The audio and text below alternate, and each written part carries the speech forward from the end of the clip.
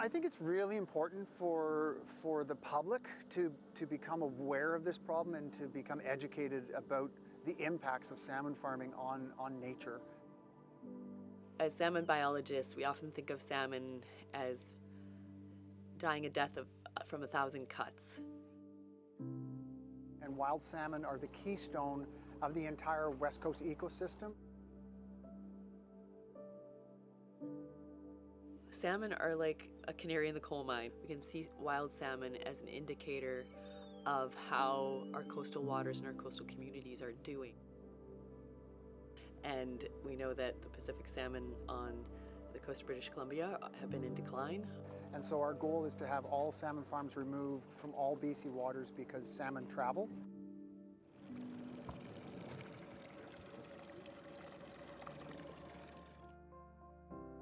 For over 20 years, we've been collecting data on the prevalence and abundance of sea lice on juvenile salmon as they outmigrate. Sea lice are an ectoparasite. They attach to the body of a fish and they feed off of the mucus and flesh of that organism. And so what we found in our research is that the lice levels on the farms are very much amplified, up to 25 times the baseline levels that you would see in a natural environment.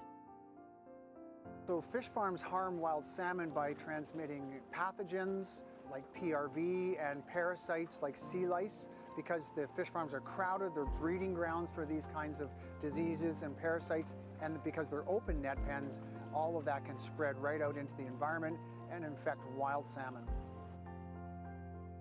And those farms are situated in the migration routes of the juvenile and adult salmon as they pass through towards either from the rivers towards the open ocean or back from the ocean towards their rivers to spawn.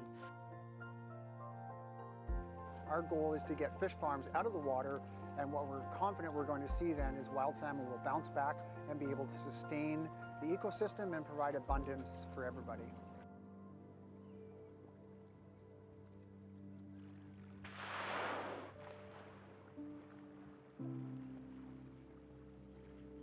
Washington State just removed their salmon farms, leaving BC as the only jurisdiction on the west coast of North America with salmon farms.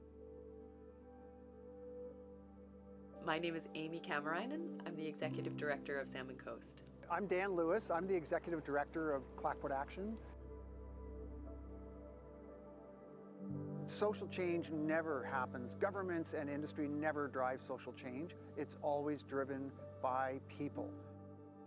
Through building a network with other organizations who are doing similar work, and it's so refreshing to find partnerships and collaborations with people who are also trying to heal the coast.